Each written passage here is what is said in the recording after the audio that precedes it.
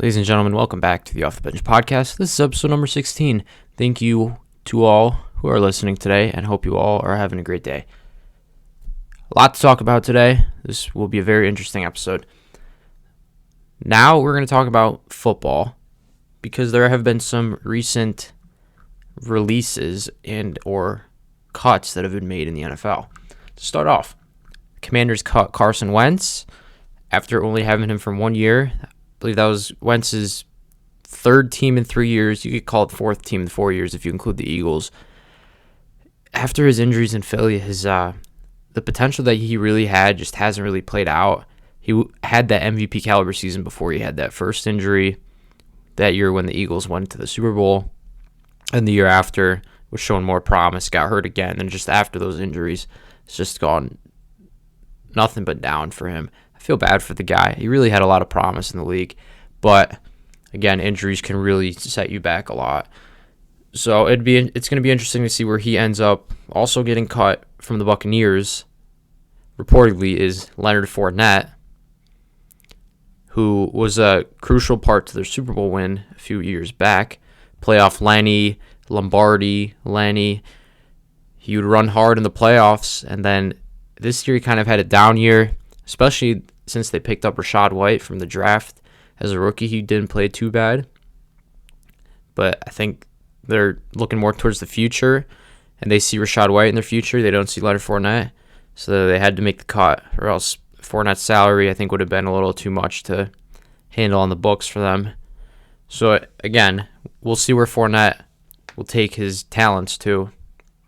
Wouldn't be surprised if he ends up with a contender of some sort. So that's just a little bit for football. We'll move on to the NBA. First, we'll start off with Damian Lillard scoring 71 points a few nights back. Very impressive performance from him. They did end up winning too, which puts, how do I say it, a good, I don't really know how to put it into words, but it makes the 71 points look better than as if it were in a loss, like when Devin Booker scored 70 and they lost to the Celtics in that game. So Dame scored 71. He's the oldest player to score 70-plus points in a game at 32 years old, and he's only getting better, it seems like, year by year. And he's coming off a recent string of putting up many points per game, so just the 70-point game is just really impressive. He's the 8th player in NBA history with 70-plus points in an NBA game. We all know those names. Whoever is before him, easily Hall of Fame status. He's also one of 4 players in NBA history to have scored 60 more points in multiple games within a single season. He joins James Harden, Kobe Bryant, and Michael Jordan. Not too bad of a company to be a part of. Lillard now has the 6th highest scoring individual games in Blazers history. I think that could cement him as the greatest Trailblazers player of all time. I mean, who is he going up against? Clyde Drexler and Bill Walton? I'm taking Damian Lillard. And could you also consider him an all-time great shooter as well? Now, Damian Lillard, obviously, everyone knows him because of his ability to score and his range. At one point in time, we were calling him Logo Lillard because he just started pulling shots from the logo, and the name stuck. But what I've noticed when he shoots the ball, usually when players are shooting the ball's coming off of their, not the fingertips, the finger pads, and it's not really resting in the palm. So you're not really shooting with the palm of your hand, you're more shooting with your fingers, your finger pads almost.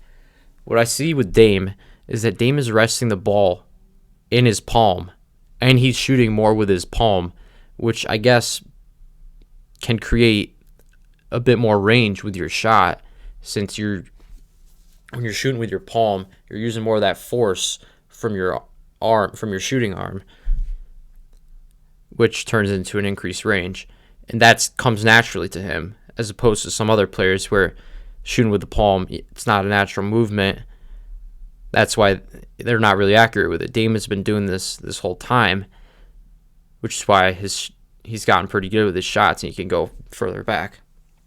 Now, as a great all-time great shooter, I'd say yes. But the players I would put above him, obviously Steph Curry, Ray Allen. I'd put Reggie Miller, Klay Thompson, and I would put Larry Bird. above Damian Lillard in terms of all-time great shooters. I think Damian Lillard that would be the 6th best. I think that's perfect. I don't think he's better than either one of the 5 listed above him.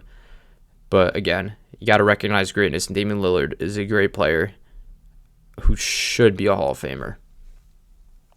Moving on from that, we did see the second highest scoring game ever in an NBA game between two teams. This was the Kings and the Clippers. The Kings won 175 to 174 in double overtime. Now, you look at this score, and you're thinking, oh, these guys aren't playing defense. They're just taking a lot of shots, which, I mean, to score that many points, you have to. But again, no defense. I took a look at the stats. Let me tell you, men lie, women lie, numbers don't lie. The Kings shot 58.6% from the field and 43.9% from three, which those two alone are very good numbers as a team, despite the volume of shots the teams are taking, especially threes now. The Clippers, they lost, right? They shot 60.2% from the field and 57.8% from three, which you look at it from the numbers standpoint and you're wondering, how did they lose shooting those kinds of percentages? But we'll look at more of the individual performances. The leading scorer of the game, coming off the bench for the Kings, Malik Monk, 45 points. Now, Malik Monk, I remember him back in his college days playing for Kentucky. He was playing with De'Aaron Fox, Bam Adebayo. They had a nice team down there in Kentucky, and he was a scorer. He was a one-and-done player. He was a lottery pick in the draft. He could shoot the ball. He could score, pure scorer. I remember they played North Carolina, and I believe he scored somewhere in the 40s. But yes, he could always score the ball.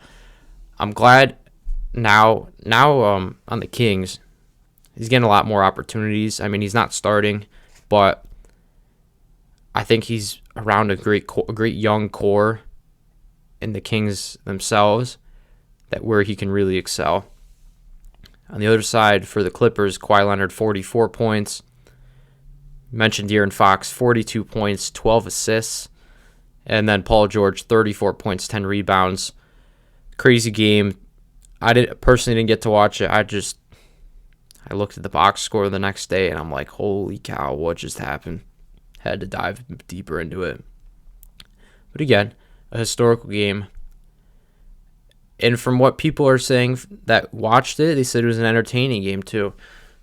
So I hope we could get at least one more game, one more high-scoring game with these types of statistics in terms of percentages.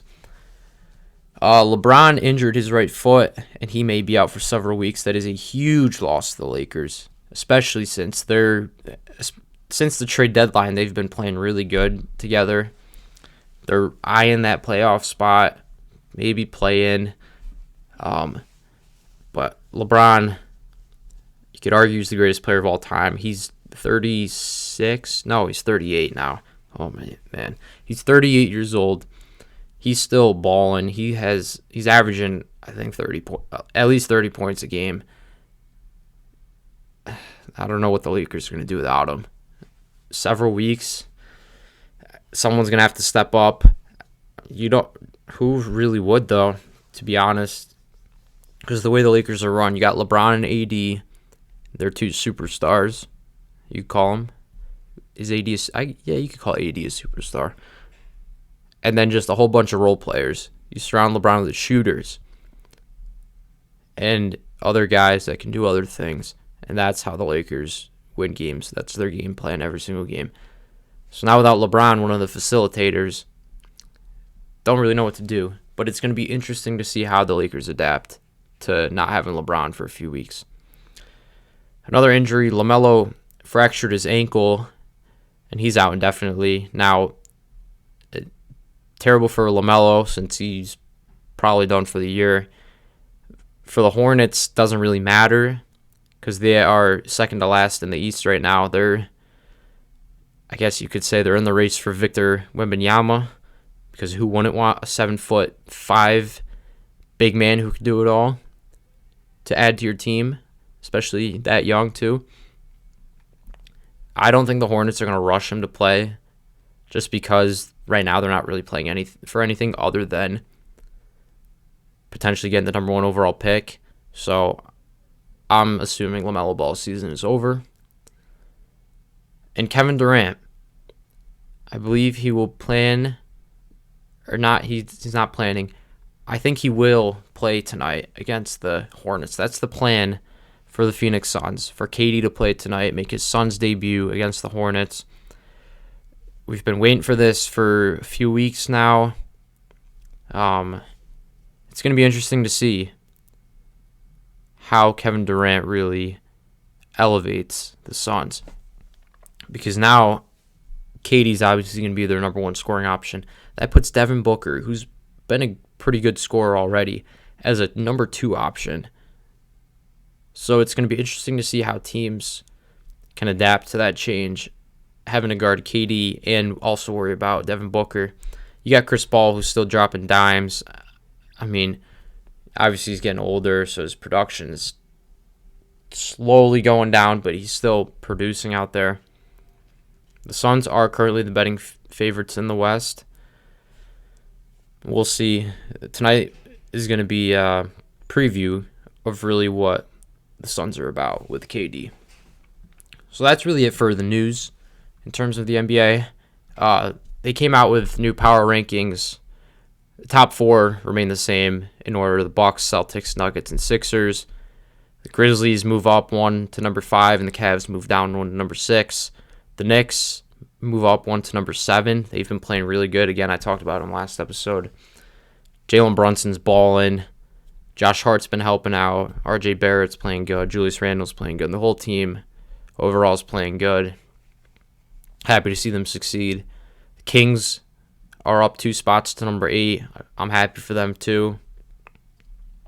They've been struggling forever. Now they have a pretty good chance of making the playoffs. I believe they're number 3 in the West right now. And who knows, maybe they could go on a run. But I don't think it's going to happen. I would love to see it happen. But again, anything's possible in the NBA. Suns are at 9. Clippers move down 3 spots to number 10. Mavs stay put at 11. The Hawks are up 5 spots to number 12. Warriors are up 2 to 13. We got to see when Curry comes back. Curry's been dealing with that injury. I mean, I guess they've been playing all right without him. But again, the West is so wide open right now. Literally, adding Curry would be so... Obviously, having Curry on your team is going to be so helpful. But with how the West is right now, this is the time when you really need him, especially in this last stretch of games before the playoffs. The Nets are down 2 spots to number 14. Then the Heat are down 2 to number 15. Those are the top 15 teams in the NBA right now, according to the NBA. One thing we didn't look at last episode was the current MVP odds, which I hadn't really looked at prior to planning out this episode. Looked at them the other day, and I was shocked. The top 5 are who you think they would be. No unfamiliar names. Number 1, Nikola Jokic at minus 310. Minus 310. So it's looking like his 3rd MVP in a row is very likely. The only other players to get 3 MVPs in a row: Bill Russell, Wilt Chamberlain, Larry Bird. So if Nikola Jokic can pull that off, that'd be unreal. Especially, I mean, considering the Nuggets, in terms of a team, over the past few years, they haven't made it to the Western Conference Finals, I don't think.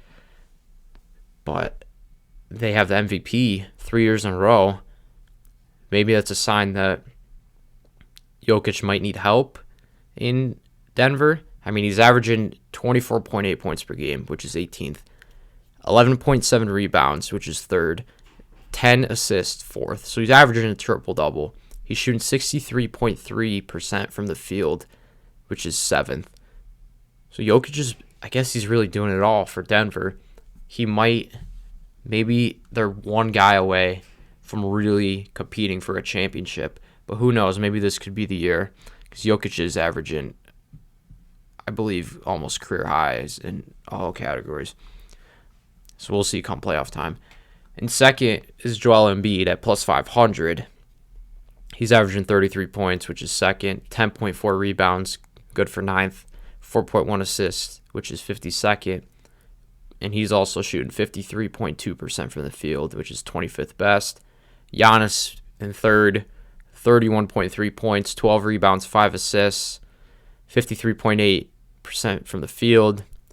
Tatum in fourth at plus 1,800, 30 points per game, 8.7 rebounds, 4.7 assists, 46% from the field. Then fifth, Luka, which I think adding Kyrie to the Mavericks hurt Luka's MVP stock, I guess you could call it, or MVP chances. He's at plus 2,700 right now. He's leading the league in points with 33.1, 8.8 rebounds, 8 assists, 50.4% from the field. So yes, adding Kyrie did not help his MVP chances, but it's helping the team's chances of going somewhere overall. So that wraps up for NBA. We'll move on to college basketball. A few things to talk about. Number one, we're 12 days away from Selection Sunday. Again, this year has been crazy in terms of teams moving up and down. There have been many different number one ranked teams this year, which we haven't seen in a while. And the teams that have been number one aren't the ones that we thought would be number one coming into this year. So Selection Sunday is going to be very exciting, which, I mean, it's always exciting.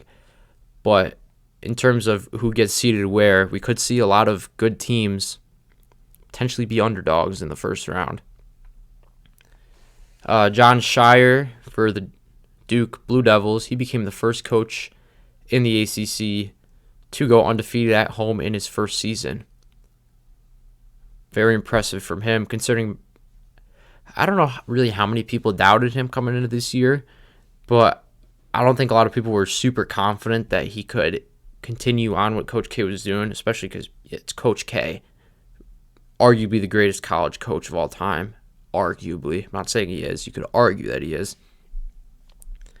So he had to fill in big shoes from the start. But Duke, they're 22-8 right now overall, and they're fourth in the ACC. They're projected to be a 7 seed in the tournament, and comparing to Coach K went 17-13 in his first year and lost in the first round of the NIT. So, that being said, statistically, Jon Scheyer is having a better first year than Coach K in terms of coaching Duke. Let's look at the rankings. The top 5 did not change in order. Houston, Alabama, Kansas, UCLA, Purdue. Marquette moves up 4 spots to number 6 after an impressive string of wins. Baylor moves up 2 to number 7. Arizona's down 1 to number 8. I'm thinking that was after that buzzer beater lost to Arizona State. Just heartbreaking. Texas is down 1 to number 9. Gonzaga's up 2 to number 10. Kansas State's up 3 to number 11. Tennessee's down 1 to number 12. Excuse me. Virginia is down 7 places to number 13. They went from number 6 to number 13. That is because they lost to Boston College, who is a below 500 team, and they lost to North Carolina, who is a bubble team right now, on the verge of not making it to the tournament. UConn is up 4 spots to number 14, and Indiana is up 2 spots to number 15. We looked at bracketology last week. ESPN came out with a new one. A little bit of movement between teams in the 4 sections. Last 4 byes, same teams there, Memphis, West Virginia, but Nevada is in there. They moved up from the last 4 in, and Auburn moved down from the overall bracket to just the last 4 byes. Last 4 in, Mississippi State and Wisconsin are still there from last week. And then 2 teams moving up, Boise State, or no, not 2 teams moving up. Boise State moved down from the last 4 byes, and Arizona State moved up from the next 4 out. And I'm thinking that's because of their win over Arizona. First 4 out, North Carolina, they're still there. They won their last 3 games including beating number 6 Virginia, but they have a big game versus Duke on Saturday. It is their last regular season game. It is in Chapel Hill, prime time. I believe it's at 6:30. Everyone's going to be tuning in. I mean, it's Duke, North Carolina. How could you not tune in? But it's going to be interesting to watch. Oklahoma State moved down from the last 4 byes, and then Clemson and Michigan round out the first 4 out group. And then the next 4 out, Penn State and Texas Tech still there from last week. Utah State and Charleston join them, both moving down from the first 4 out. And again, these teams really want to make the tournament. They got to win their last game or games of the year in the regular season and put on an impressive performance in their respective conference tournaments. That's going to be key to getting out of the bubble and into the tournament. So I was talking about Duke and Carolina playing Saturday. We also have 2 other big games on Saturday. First one at 4 o'clock, Big 12 basketball. Kansas, number 3 Kansas, at number 9 Texas. The Jayhawks of Kansas are on a 7-game winning streak. They started that winning streak with an 8-point win over Texas on February 6th. And Kansas is also 7-3 on the road. Texas, on the other hand, they faced a lot of adversity this year, especially with Chris Beard and his allegations. Now the court dismissed his case, so he didn't do anything wrong. But again, the school fired him. So going through that was tough. Texas, they're 3-3 in their last 6 games, but they are 16-1 at home. And they do play at number 22 TCU tonight on March 1st, which would be a cool game to watch. Big game between those Big 12 powerhouses right now. Then again, Saturday at 6:30, Duke at North Carolina. Duke already, they're projected as number 7 seed in the tournament on a 5-game win streak, and they beat Carolina the last time they played on February 4th, but they're 3-6 on the road. Then Carolina, as we talked about before, they're in the first 4 out.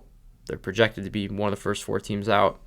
They have won their last 3 games, though, and they're 12-2 at home, and a win here is absolutely huge if they want to make it in to the big dance. And then Saturday at 10 o'clock, we have number 8 Arizona at number 4 UCLA. Arizona's coming off that buzzer beater loss to Arizona State. They're 5-3 on the road, but they also won the first matchup at home against UCLA on January 21st. But UCLA, they're hot right now. They've won their last 8 games, and they're undefeated at home, 15-0. So I assume the game's going to be in their favor. And then Sunday at 4:30, we have unranked Michigan at number 15 Indiana. Michigan is projecting the first 4 out. They've won their last 3. They're 3-5 on the road. Yeah, Juwan Howard coaching these guys. They're a solid team, but need a win here. A win here would be huge for them, just like Carolina. And for Indiana, they're coming off of a huge loss to Iowa. Iowa smoked them. Iowa's been hot, especially after that comeback against Michigan State. That was pretty impressive.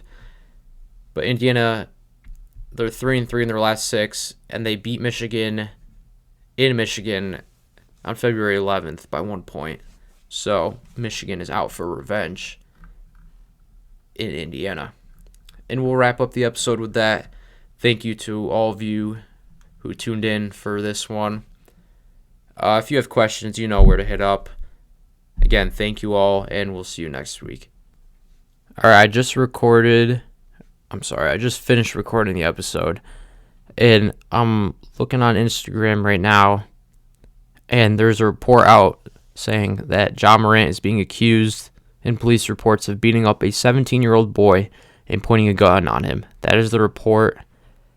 Very new right now. Initial thoughts on it, not a great look for you, John Morant. Not a good look for the NBA itself. I think if this turns out to be true, this accusation, John Morant's career has a decent chance of being over. That's all I can really think about right now is, obviously it's not good for his career, but we do need to wait and see for more stuff to come out to see, in fact, if this is true. And if it is career-threatening to John Morant. That's my thought on that. But again, hope you all have a great day.